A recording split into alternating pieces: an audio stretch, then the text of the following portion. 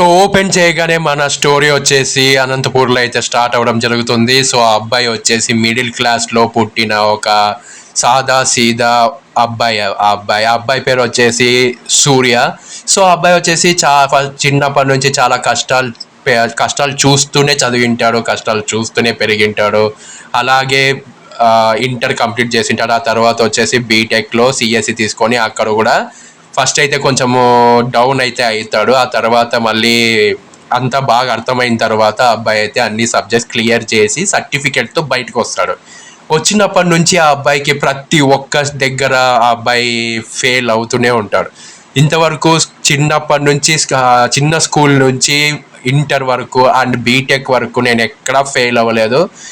Certificate తీసుకొని బయటికి వచ్చిన తర్వాత నేనైతే ఫెయిల్ అనేది చాలాసార్లు వింటున్నాను, చాలాసార్లు అనుభవిస్తున్నాను అని అయితే ఆ అబ్బాయి అయితే చాలా అంటే చాలా బాధపడుతుంటాడు. అలాగే ప్రతిరోజు ఆ అబ్బాయి ఏం చేస్తుంటాడు అంటే జాబ్స్కి అప్లై చేయడం అండ్ పొద్దున జాబ్స్కి అప్లై చేస్తాడు, నైట్ దానికి రిప్లై ఏమన్నా వచ్చిందా అని చూసుకుంటూ అండ్ ఎప్పటికైనా నేను జాబ్ చేస్తానా లేదా, అసలు ఫస్ట్ శాలరీ తీసుకొని అమ్మా నాన్నకి అక్కలకి ఏమైనా కొనిస్తానా, నా ఫస్ట్ శాలరీతో నేను ఏమైనా కొనిచ్చి వాళ్ళకి ఇస్తానా, వాళ్ళు సంతోషపడేది నేను జీవితంలో చూడలేనా అనుకుంటే అబ్బాయి అయితే చాలా అంటే చాలా బాధపడుతుంటాడు.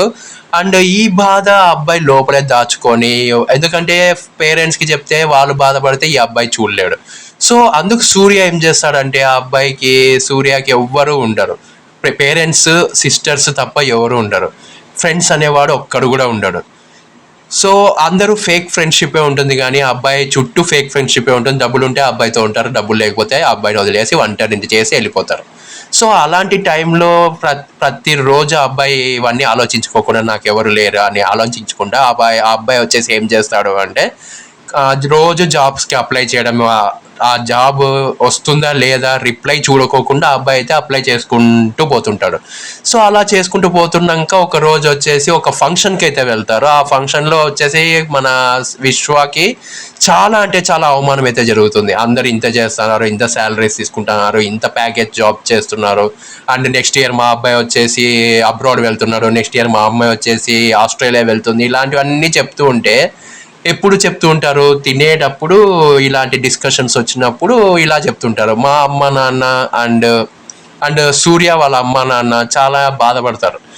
ఏంటి మన అబ్బాయి గురించి ఎప్పుడు ఇలా చెప్తాం, మనము ఏం చేయాలో అర్థం కావడం లేదు అని వాళ్ళైతే చాలా బాధపడుకుంటే ఎలాగో అలాగా కంప్లీట్ అయితే చేసి వాళ్ళ ఇద్దరు బాధపడేది సూర్య అయితే చూసి చాలా బాధపడిపోయి నా వల్ల వీళ్ళు తల దించుకోవాల్సి వచ్చింది అని ఆ అబ్బాయి అయితే ఆ రోజు చాలా బాధపడతాడు. అసలు నైట్ వాళ్ళు ఏం చెప్పలేక ఈ అబ్బాయిని ఒక లుక్ అయితే చూసి వాళ్ళ అమ్మ నాన్న ముందు ఒక స్కూటీలో అయితే వెళ్ళిపోతారు. ఈ అబ్బాయికి ఇంకో స్కూటీ అయితే ఉంటుంది సూర్యకి. సో అలా తను వాళ్ళ అమ్మ నాన్న బాధపడి వెళ్ళిపోయేది చూసి ఇంకా ఏం చేయాలో అర్థం కాక ఆ రోజు అంతా ఇంటికి వెళ్ళాడు. ట్యాంక్ బండ్ మీదే ఎక్కడో చోట కూర్చోవాలని అయితే వెళ్ళి ఒక మంచి ప్రదేశం చూసుకొని అక్కడైతే కూర్చొని అక్కడే ఉండిపోతాడు. ఆ రోజు నైట్ అంతా అక్కడే ఉండిపోతాడు. సో ఏం చేయాలో అర్థం కాదు. ఏదన్నా ప్యాషన్ వైపు పోదామంటే డబ్బులు ఉండవు.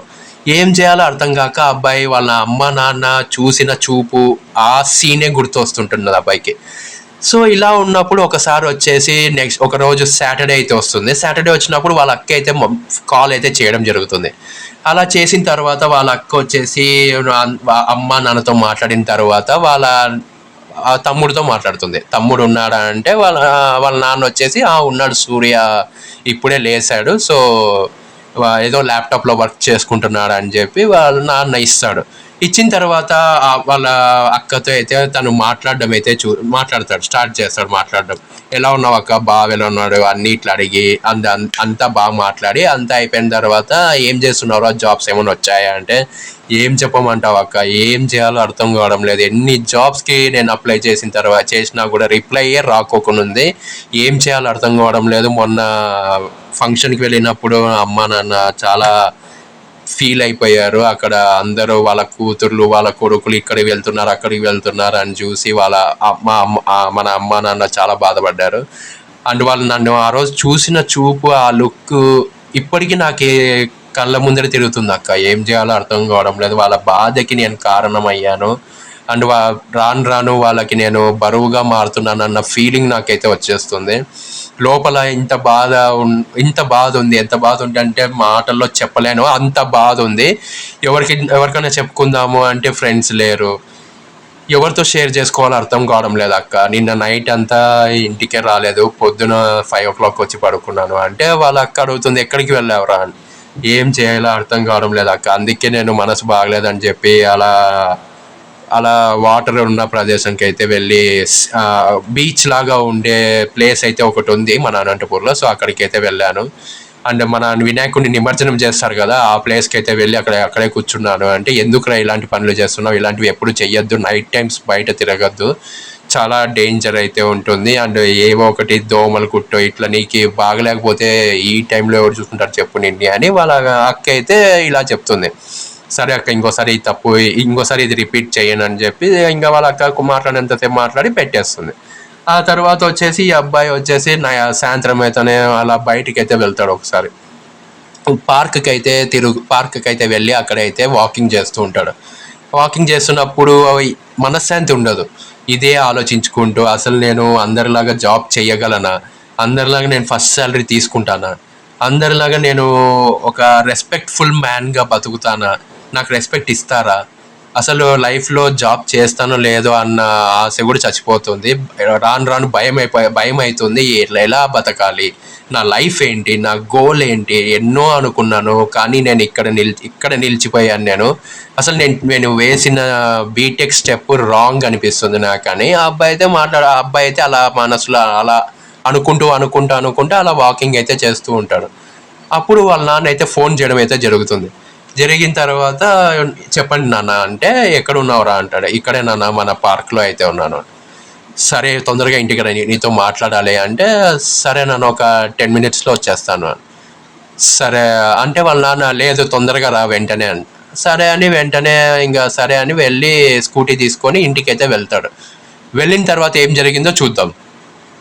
సో ఆ అబ్బాయికి చాలా అంటే టెన్షన్ అయిపోతుంది. ఎందుకు నాన్న ఇంత తొందరగా ఫోన్ చేసి సడన్గా రమ్మంటున్నాడు అని ఆ అబ్బాయి అయితే చాలా టెన్షన్ అయితే పడిపోయి తొందరగా ఫాస్ట్గా అయితే ఇంటికి అయితే వెళ్ళిపోతాడు. వెళ్ళిపోయి కింద పార్క్ చేసేసి లిఫ్ట్లో అయితే పైకి వెళ్ళి బయట శాండిల్స్ ఫుట్వేర్ వదిలేసి లోపలికి అయితే వెళ్తాడు. ఏమైంది నాన్న, ఎందుకు తొందరగా రమ్మన్నారు అంటే, మీ అక్క నీతో మాట్లాడాలంటారా, ఏదో ఇంపార్టెంట్ విషయం అంట, నువ్వు కాల్ చేయమని చెప్పింది, నువ్వు బయట నుంచి వచ్చిన తర్వాత కాల్ చేయమని చెప్పింది అంటే, సరే నాన్న నేను కాల్ చేస్తాను అని చెప్పి వాళ్ళ అక్కకైతే సూర్య కాల్ చేయడం అయితే జరుగుతుంది.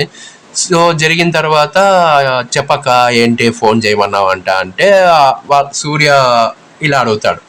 అడిగిన తర్వాత వాళ్ళ అక్క వచ్చేసి, వెంటనే నీ రెజ్యూమ్ నాకు మెయిల్ చెయ్యి అంటుంది. ఎందుకు అక్క అంటే, నాకు తెలిసిన బెస్ట్ ఫ్రెండ్ ఒక కంపెనీ అయితే పెట్టడం జరిగింది.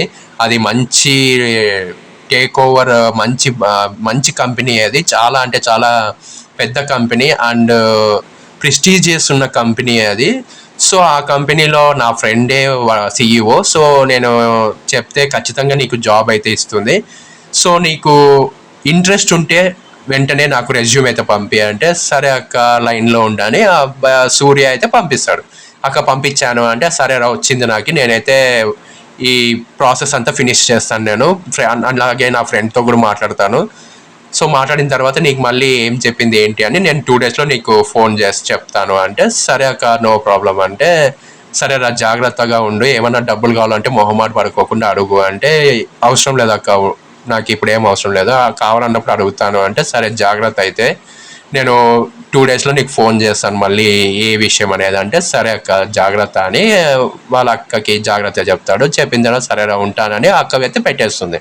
పెట్టిన తర్వాత వాళ్ళ నాన్న అమ్మ అయితే అడుగుతారు, ఏమంట ఎందుకు అక్క ఫోన్ చేయమనింది అంటే, ఏం లేదమ్మా తన ఫ్రెండ్ ఎవరో ఉన్నారంట, మంచి కంపెనీ అంట, మా కంపెనీ పెట్టి చాలా అంటే చాలా బాగా రన్ అవుతుందంట అండ్ మంచి టేక్ ఓవర్ ఉన్న కంపెనీ అంట. సో చాలామంది ఎంప్లాయీస్ అయితే వర్క్ చేస్తున్నారంట, మల్టీనేషనల్ కంపెనీ అంట. సో ఆ CEO, అందులో ఉన్న CEO, ఆ కంపెనీ CEO మన అక్కకి ఇంటర్ నుంచి ఫ్రెండ్ అంట. సో అందుకు అక్కతో మన అక్క వచ్చేసి ఆ అమ్మాయితో మాట్లాడి నీకు జాబ్ అయితే ఇప్పించేటట్టు నేను ఏర్పాటు చేస్తాను, ఇంటర్వ్యూ ఫిక్స్ చేస్తాను అని చెప్పింది. అంటే సరేరా మంచిదే కదా, ఇంటర్వ్యూకి రెడీ అవ్వు నువ్వు వెంటనే అని అమ్మ చెప్తుంది. సో ఆ తర్వాత వచ్చేసి మన సూర్య వచ్చేసి ఇంకా ప్రిపేర్ అయితే స్టార్ట్ చేయడం జరుగుతుంది. అలా ప్రిపరేషన్ జరుగుతూ ఉంటుంది. ఇంటర్వ్యూకి ఏమేమి క్వశ్చన్స్ అడుగుతారు అనేది యూట్యూబ్లో అయితే చూసి అన్నీ అయితే నేర్చుకుంటాడు. ఆ నేర్చుకున్న తర్వాత ఒక్కొక్కసారి చాలా రోజులైంది కదా బీటెక్ చదివి అయిపోయిన కంప్లీట్ చేసిండే చాలా రోజులు అయింటుంది కాబట్టి మళ్ళీ ఒకసారి రివిజన్ అయితే చేసుకుంటాడు. Java, C++, Oracle and Python ఇవన్నీ అయితే క్వశ్చన్స్ చూసి ఆన్సర్స్ అయితే చదువుకొని అంతా ప్రిపేర్ అయితే అవుతుంటాడు. ఆఫ్టర్ 2 days తర్వాత వాళ్ళ అక్క అయితే ఫోన్ చేయడం జరుగుతుంది. మన సూర్యకి డైరెక్ట్గా ఫోన్ చేస్తుంది. వాళ్ళ నాన్నకి అమ్మకి కాకోకుండా డైరెక్ట్గా సూర్యకి అయితే ఫోన్ చేసి ఇంటర్వ్యూ అయితే ఫిక్స్ అయితే అయిపోయింది, రేపు 10 o'clock నువ్వు షార్ప్గా కంపెనీకి అయితే వెళ్ళు అంటే, సరే అక్క ఇంతకీ కంపెనీ పేరేంటి అంటే, చెప్తాను రా నీకు డీటెయిల్స్ అన్నీ నేను వాట్సాప్ అయితే చేస్తాను. తన పేరు వచ్చేసి తారా. సో ఆ తారా చాలా మంచి అమ్మాయి, తనకి చాలా రెస్పెక్ట్ అయితే ఇవ్వు. తనే నీకు పర్సనల్గా ఇంటర్వ్యూ అయితే చేస్తుంది. CEO అయినా కూడా నా కోసం తను నిన్ను ఇంటర్వ్యూ చేస్తానని చెప్పింది. అండ్ కన్ఫామ్గా 100% నీకు జాబ్ వచ్చేసినట్టే అనుకో, తను చెప్పింది. నేను ఖచ్చితంగా మీ తమ్ముడికి అయితే జాబ్ అయితే ఇస్తాను. అండ్ నువ్వు రెజ్యూమ్ పంపించావు కదా, చాలా నచ్చింది నాకు. సో ఇలాంటి వాళ్ళు నాకు కావాల్సింది. మన సూర్య చాలా సెట్ అవుతాడు ఈ రోల్కి అని చెప్పడం జరిగిందిరా. సో నువ్వు చాలా జాగ్రత్తగా ప్రిపేర్ అయ్యి ఎక్కడా తగ్గకోకుండా చాలా కాన్ఫిడెంట్గా వితౌట్ నర్వస్తో చాలా బాగా ఇంటర్వ్యూ అయితే క్రాక్ చెయ్యి. ఇది కూడా ఇంటర్వ్యూ వచ్చేసి జస్ట్ ఫార్మాలిటీ అంతే. తర్వాత నీకు జాబ్ డైరెక్ట్గా ఇస్తే మళ్ళీ ఏమన్నా అవుతుందేమో అందుకని తను ఫార్మాలిటీగా ఇంటర్వ్యూ అయితే పెట్టింది. ఇంటర్వ్యూ నువ్వు ఎలా చేసినా పర్వాలేదు కానీ జాబ్ మాత్రం కన్ఫామ్గా వచ్చేస్తుంది నీకు. సో జస్ట్ ఇది ఇంటర్వ్యూ అదంతా జస్ట్ ఫార్మాలిటీ అంతే, ఎవరు ఏమీ డౌట్ రాకోకుండా. సో నీకు ఇంకా జాబ్ అయితే వచ్చేసింది 100% నీకు. సో రేపు మర్చిపోకోకుండా మంచిగా రెడీ అయ్యి నీట్గా ఫార్మల్స్ వేసుకొని బియర్డ్ ట్రిమ్ చేసుకొని నీట్గా కూంబింగ్ చేసుకొని మంచి షూస్ వేసుకొని వెళ్ళు. అండ్ నీ అకౌంట్లోకి నేను 1000 రూపీస్ అయితే వేసాను. చాలా బాగా నీట్గా రెడీ అయ్యి గ్రూమింగ్ చేయించుకొని బాగా నీట్గా అయితే రెడీ అయ్యి వెళ్ళు. అండ్ మంచి ఫైల్ తీసుకొని వెళ్ళు. So all the best for your interview. నీకు జాబ్ వచ్చినట్టే, కంగ్రాట్స్ అని చెప్తుంది వాళ్ళ అక్క. చెప్పిన తర్వాత ఇంకా జాబ్ రాలేదు కదా అక్క, ఎందుకు కంగ్రాట్స్ చెప్తున్నావు అంటే, అడ్వాన్స్గా కంగ్రాట్స్ అయితే చెప్తున్నాను రా, ఖచ్చితంగా జాబ్ అయితే వచ్చేస్తుంది నీకు. సో మండే నుంచి జాయిన్ అవ్వమంటారు నిన్ను. సో ఈ ఇంటర్వ్యూ అయిపోయిన తర్వాత ఏంటి అనేది నాకు ఫోన్ చేసి చెప్పు అంటే, సరే అక్క అంటాడు.